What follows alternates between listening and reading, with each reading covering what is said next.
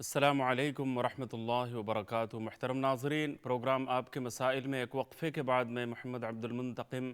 آپ کو دل کی گہرائیوں سے پھر خوش آمدید کہتا ہوں۔ میں وقفے سے پہلے یہ عرض کر رہا تھا کہ سودی نظام نے ہمیں جکڑا ہوا ہے اور ہمارا پورا معاشی نظام سرمایہ دارانہ نظام کے اصولوں پر استوار ہے، جس کے نتیجے میں سود کی جو حرمت ہے، سود کی جو شناعت ہے، سود کی جو قباحت ہے، سود کے جو دینی اور دنیاوی نقصانات ہیں اور عذاب الہی کی جو وعید اس پر آئی ہے، سرے سے مسلمانوں کو اس پر کوئی خاص توجہ بظاہر نظر نہیں آتی۔ اس لیے ہم پورے سودی نظام میں مکمل طور پر جکڑے ہوئے ہیں،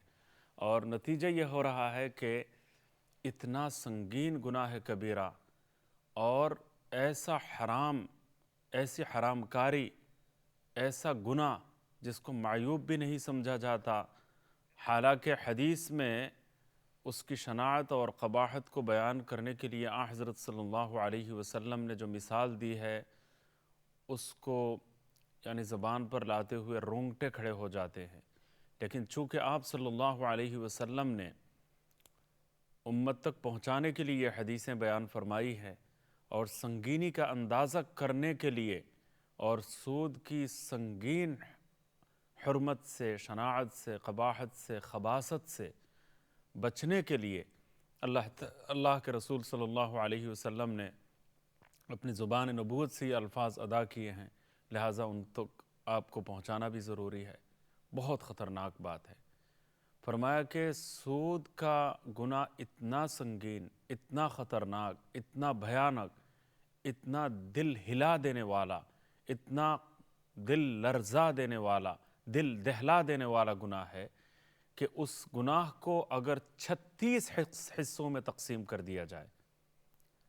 یعنی 36 حصوں میں اگر تقسیم کر دیا جائے تو اس کا ایک حصہ، 36واں حصہ، وہ نعوذ باللہ العیاذ باللہ کوئی شخص جو ہے اپنے ماں کے ساتھ اپنا منہ کالا کر لے، ماں کے ساتھ زنا کرنا، یہ 36واں ماں کے ساتھ زنا، نعوذ باللہ من ذالک، یہ سود کا جو گناہ اس سے 36 گنا زیادہ خطرناک ہے، یہ اس کا 36واں حصہ ہے، العیاذ باللہ العلی العظیم۔ لیکن اس میں ہم جکڑے ہوئے ہیں، اور اس سے بچنے کے لیے اللہ اور اس کے رسول صلی اللہ علیہ وسلم کے خلاف یہ اعلان جنگ ہے۔ اس سے بچنے کے لیے ہمیں آگے اقدامات کی ضرورت ہے، اور اقدامات کرنا علماء کرام کا جہاں فریضہ ہے، وہاں حکومت کے ذمہ دار افراد کے اوپر بھی یہ بھاری برکم فریضہ ہے۔ عدلیہ کے جو ذمہ دار حضرات ہیں ان کی بھی بھاری ذمہ داری ہے۔ تو جو صاحب اقتدار ہیں، جو اصحاب اختیار ہیں، ان کے اوپر زیادہ اور بڑے پیمانے پر اور سب سے پہلے یہ فریضہ ان پر عائد ہوتا ہے کہ اس لعنت سے قوم کو، ملک و ملت کو اور دنیا اسلام کو نجات دلائیں، اور اللہ کا غیر سودی اللہ کا جو دیا ہوا عادلانہ معاشی نظام ہے اس کو وہ نافذ کریں۔ ماشاءاللہ میرے استاذ محترم شیخ الاسلام حضرت مفتی محمد تقی عثمانی صاحب دامت برکاتہم نے ایک بہت طویل کوششیں اور جد و جہد شروع کر رکھی ہے، اور الحمدللہ اس میں کامیابیاں مل رہی ہیں۔ میں پہلے کالر کی جانب چلتا ہوں، اس کے بعد انشاءاللہ اس سلسلے میں مزید باتیں کروں گا۔ دیکھتا ہوں لائن پر کون ہے۔ السلام علیکم۔ وعلیکم السلام۔ ٹھیک ہو بھائی جان؟ جی میں ٹھیک ہوں، آپ خیریت سے اللہ ہیں؟ کا شکر ہے۔ بھائی جان میرا سوال ہے، پلیز خیال سے سننا۔ جس طرح ہم میں اکیلی ہیں، میرے بچے بھی نہیں، میرے ہسبینڈ فوت ہوئے کو کافی دیر ہو گئی ہے۔ جی جس طرح ہم میرا گھر ہے جس گھر میں میں رہ رہی ہوں، اگر میں اس کو ویل بناواں اپنی زندہ، جس طرح میں زندہ ویل بناواں، تو جب میں مرنے تو بعد ویل کے اوپر ہی عمل ہوئے گا کہ جہاں پہ شریر کے حساب ہوئے گا؟ جی کیا فرما رہے ہیں؟ جس طرح میں اکیلی، میرے بچے بھی نہیں، میرے ہسبینڈ فوت ہوا ہے۔ ہاں، یہ ول بنانے سے پہلے میں ہاں۔ چاہوں گا کہ کسی عالم دین سے آپ اچھی طرح مشورہ کر لیں کہ کس طریقے سے ول بنانا۔ بہت سارے سوالات ہیں جو آپ سے پوچھنے چاہیے، ضروری ہے، تو اس لیے آپ جو ہے نہیں، جس طرح میں اکیلی ہوں، میں ویسے ہی بات کریں، جیسے میں اکیلی میں ول بنا سکتی ہیں؟ ہاں، ول تو بنانا یہاں پر ضروری ہے، ورنہ پھر بڑا مسئلہ ہو جاتا ہے۔ ول بنائے بغیر تو وہ مکان کا ایک بڑا حصہ آپ کی ملکیت سے نکل جائے گا، تو اس لیے وہ لوگ ول بھی بناتے ہیں تاکہ اپنے وارثوں میں یہ مکان باقی رہے اور انہی کو وہ مکان مل جائے، تو اس لیے ان کو ول بنانے کی ضرورت ہوتی ہے۔ لیکن ول بنانے میں شریعت کے قوانین کا لحاظ رکھنا یہ بہت ضروری ہے، اور اس سلسلے میں اپنی اولاد اور اپنے جتنے وارث ہیں ان ورثاء میں سے کسی کو ناجائز طریقے سے محروم کرنے کی کوئی شکل وجود میں نہ آئے، یہ بہت ضروری ہے۔ اس لیے ول بنانے میں کسی عالم دین سے مشورہ کرنا، کسی مفتی دین سے مشورہ کرنا اور ان کے سامنے آپ کے حالات کو رکھنا، تاکہ آپ کے لیے وصیت کی جو شرعی وصیت میں جو گنجائش ہے کہ کسی ایک فرد کو اگر زیادہ دینے کی واقعی ضرورت ہے تو اس گنجائش کو بھی آپ استعمال کر سکتی ہیں، لیکن کسی کے اوپر ظلم بھی نہ ہو اور باہمی رضامندی کے ساتھ شرعی طریقے کے مطابق جائز طور پر جو ہے وہ کوئی ایک شکل بن جائے، تو اس کے لیے کسی بڑے مفتی سے براہ راست آپ کے سارے معاملات ان کے سامنے رکھتے ہوئے مشورہ کرنا اور ان سے مشورہ لینا اور اس کے مطابق عمل کرنا ضروری ہے۔ تو یہاں میں ساری باتیں آپ سے پوچھ نہیں پاؤں گا اور سارے حالات آپ سے دریافت کرنا اس مختصر سے پروگرام میں مشکل ہیں، اور اس میں تفصیلی گفتگو کی بھی شاید ضرورت ہو، تو یہاں تک کہ کبھی نشست کی بھی ضرورت ہو جائے، وہ کبھی تمام ورثاء کو لے کر بیٹھنا یہ بھی ضروری ہے، کبھی ہو جاتا ہے، تو اس پر غور کر لیا جائے، اور میں نے جو بات آپ کو بتائی، جو مشورہ دیا، اس پر آپ عمل فرمائیے گا۔ میں اگلے کالر سے بات کرتا ہوں۔ جی السلام علیکم۔ وعلیکم السلام مفتی صاحب، میرا سوال یہ ہے کہ کیا سود پہ گاڑ لینا جائز ہے؟ کیونکہ بعض لوگ کہتے ہیں کہ علماء کرام نے کہا ہے کہ سود پہ ایک گاڑ لینا جائز ہے۔ جزاکم اللہ تعالی خیراً، بہت شکریہ آپ کا۔ عام حالات میں تمام علماء کرام نے منع کر رکھا ہے اور اس کو عدم جواز کا فتویٰ دیا ہے کہ اس سے بچنا چاہیے، کیونکہ سود کے خلاف جو وعیدیں آئی ہیں، سود کے خلاف جو عذاب کی دھمکی آئی ہے، جو وعید بیان کی گئی ہے قرآن و سنت میں، اس کے پیش نظر سود کا شبہ بھی جہاں ہو وہاں انسان کو احتیاط کرنی چاہیے، مکمل طور پر سود سے دور رہنا یہ ضروری ہے۔ البتہ کبھی کبھی بعض افراد کے لیے وہ ہزاروں میں کوئی ایک ہوتا ہے، اس کے لیے مجبوری ہو جاتی ہے، اور وہ مجبوری کس درجے میں ہے، کس حد تک ہے، اور کہاں وہ خود مظلومیت کے درجے میں پہنچ جاتا ہے، اور اس کے لیے پھر بأمر مجبوری ایک گھر کے جواز کا فتویٰ دے دیا جاتا ہے، لیکن وہ عام فتویٰ نہیں ہے،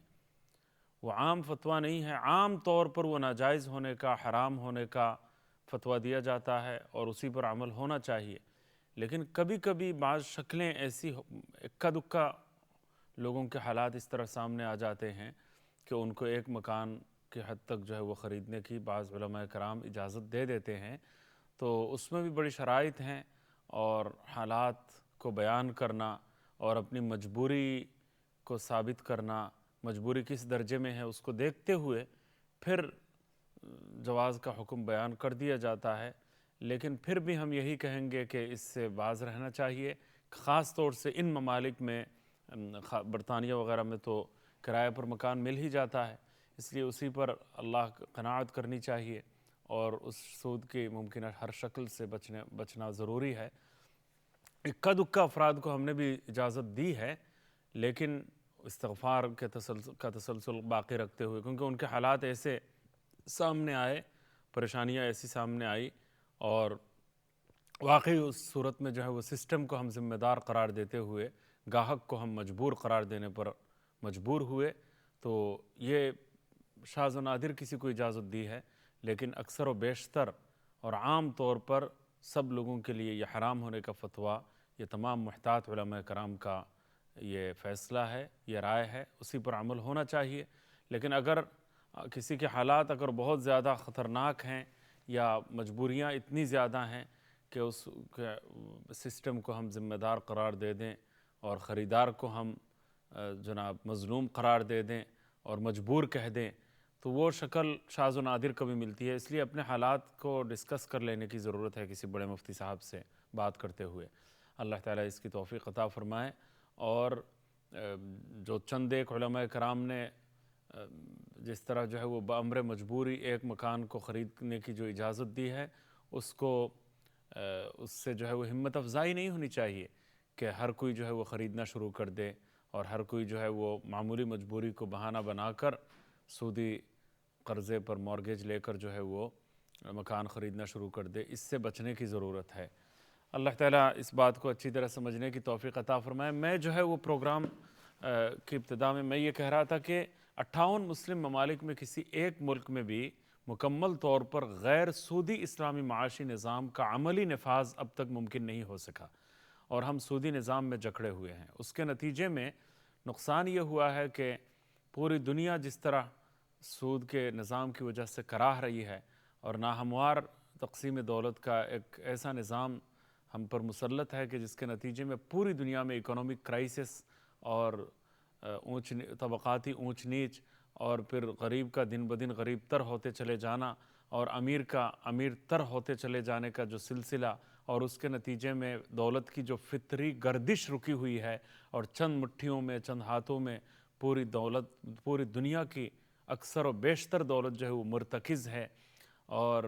اس کے نتیجے میں ذخیرہ اندوزی ہو رہی ہے، اس کے نتیجے میں غریبوں پر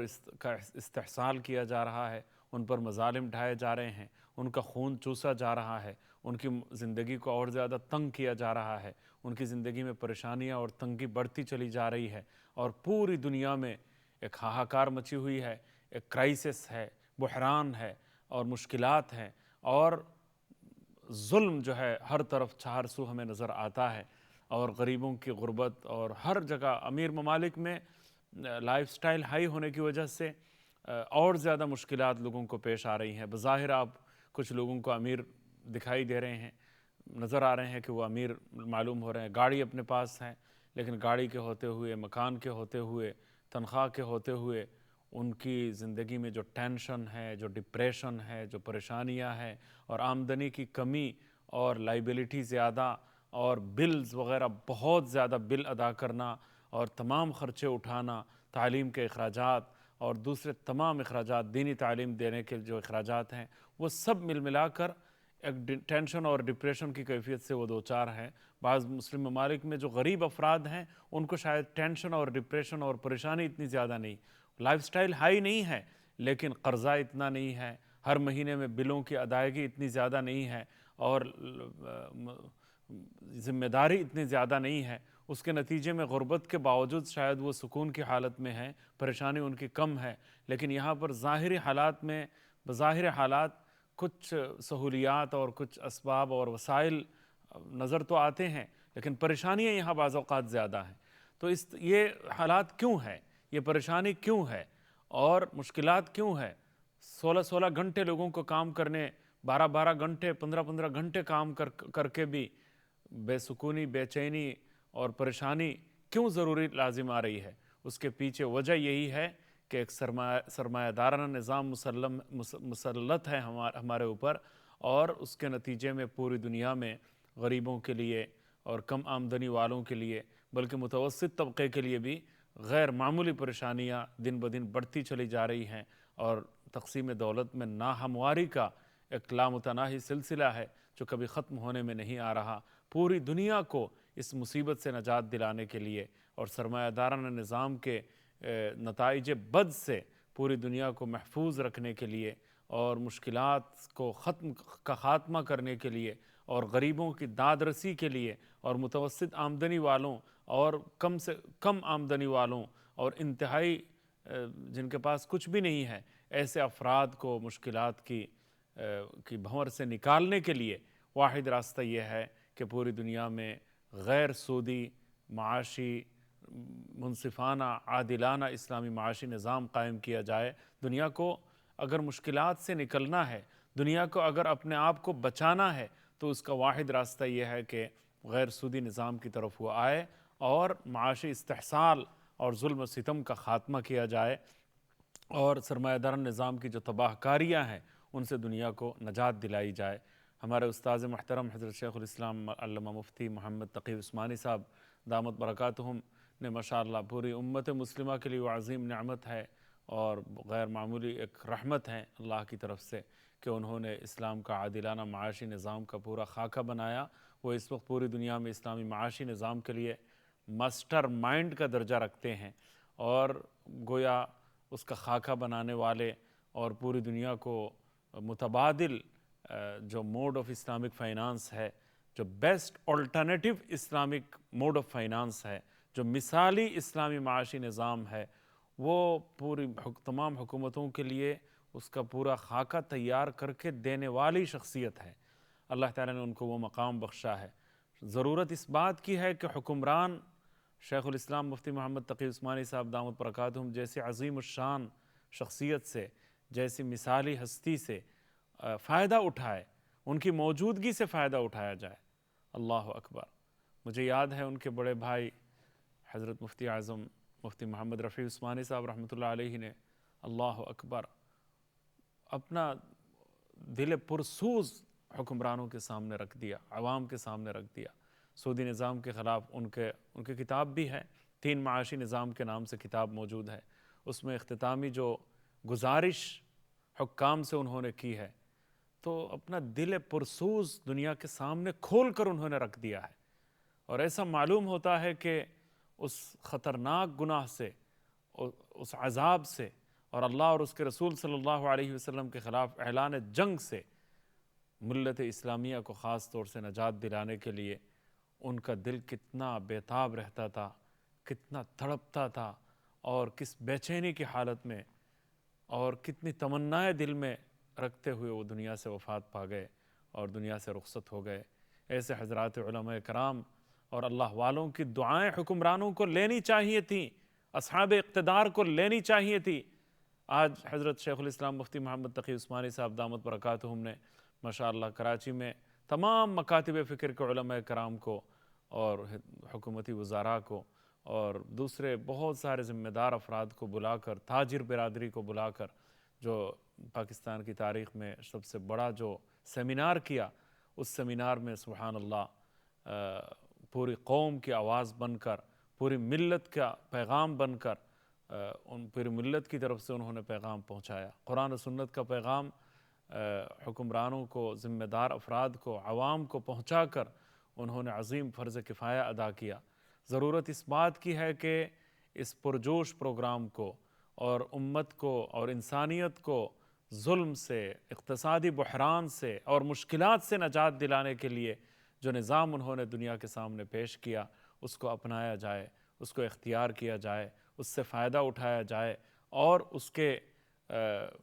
ماشاءاللہ بہترین، خوشگوار اور ملک و ملت کے لیے نہایت ہی فائدہ مند جو نتائج ہیں، ان نتائج سے ملک و ملت کو سبحان اللہ بہراور کرنے، بہرہ اندوز کرنے کی پوری سعی کی جائے، کوشش کی جائے۔ یہ ناقدری کا وبال ہے، کئی دفعہ اس کو معرض و التوا میں ڈالنے کے لیے سپریم کورٹ کے جج ہونے کی حیثیت سے انہوں نے سود کے خلاف فیصلہ لکھا، متبادل اسلامی معاشی نظام، متبادل alternative best Islamic banking system انہوں نے لکھ کر دنیا کے سامنے پیش کر دیا، اور اس کے اپلیکیبل ہونے کے بارے میں کوئی سوال آج تک نہیں اٹھایا جا سکا، اس کے قابل عمل ہونے کے حوالے سے کوئی سوال اٹھا نہیں سکتا، کوئی انگلی نہیں اٹھا سکتا۔ اور ہیئرنگ کے جتنے تقاضے ہیں، سماعت کے جتنے تقاضے ہیں، 9 مہینے تک جو ہے وہ سماعت کے سارے تقاضے پورے کیے گئے۔ یہ آج سے 20-25 سال پہلے کی بات ہے۔ اس زمانے میں جب ہیئرنگ چل رہی تھی تو اس پر میرے بھی الحمدللہ چند مضامین روزنامہ جنگ وغیرہ میں شائع ہوئے تھے، تو اللہ تعالیٰ کا کرم ہے کہ اس میں بہت زیادہ پذیرائی بھی ملی، اور حکومتی سطح پر بھی بعض لوگوں نے ان مضامین کو پڑھا، اور ہیئرنگ کے دوران الحمدللہ ان مضامین سے یعنی ذہن سازی میں الحمدللہ کافی مدد ملی۔ لیکن افسوس کا مقام یہ ہے کہ جس عظیم شخصیت کو ہم پوری قوم کے لیے، پورے ملک کے لیے عظیم رحمت قرار دے سکتے ہیں، اس عظیم شخصیت اور اللہ کی اس عظیم رحمت سے فائدہ نہیں اٹھایا جا رہا، ان سے استفادہ نہیں کیا جا رہا، ان کو وہ مقام نہیں دیا جا رہا، ان سے وہ فائدہ حاصل نہیں کیا جا رہا جو وقت کا تقاضا ہے۔ تو یہ اگر اس عظیم نعمت سے مفتی تقی عثمانی صاحب دامت برکاتہم العالیہ جیسی عظیم اللہ کی نعمت سے اگر فائدہ کوئی نہ اٹھائے، اور ان کے دیے ہوئے نظام اور انہوں نے جو پورا نظام تحریر کر کے باقاعدہ قابل عمل نظام معیشت، نظام بینکنگ انہوں نے دنیا کے سامنے پیش کیا ہے، اس کو اگر قبول نہ کیا گیا تو میں سمجھتا ہوں کہ اللہ کی مزید سخت ناراضگی لازم نہ آ جائے، کیونکہ من عادى لي وليا فقد آذنته بالحرب، اللہ کے ایک ولی کو تکلیف پہنچانا بھی اس سے لازم آئے گا، اور اللہ کے نظام کے خلاف بھی اعلان جنگ، اور اللہ کے اور اس کے رسول صلی اللہ علیہ وسلم کے خلاف اعلان جنگ کے نتیجے میں بھی جو نقصان ہو سکتا ہے وہ بھی اٹھانا پڑے گا۔ اللہ تعالیٰ شعور عطا فرمائے، اللہ تعالیٰ فہم عطا فرمائے، اور اللہ تعالیٰ صحیح اقدام کرنے کی ذمہ دار افراد کو توفیق عطا فرمائے، پوری قوم اٹھ کھڑے ہوں اور اپنی ذمہ داری پوری کریں، اللہ تعالیٰ توفیق دیں۔ آج پروگرام کا وقت اختتام کو پہنچ گیا، اجازت چاہتا ہوں، جزاکم اللہ خیرا، السلام علیکم ورحمۃ اللہ وبرکاتہ۔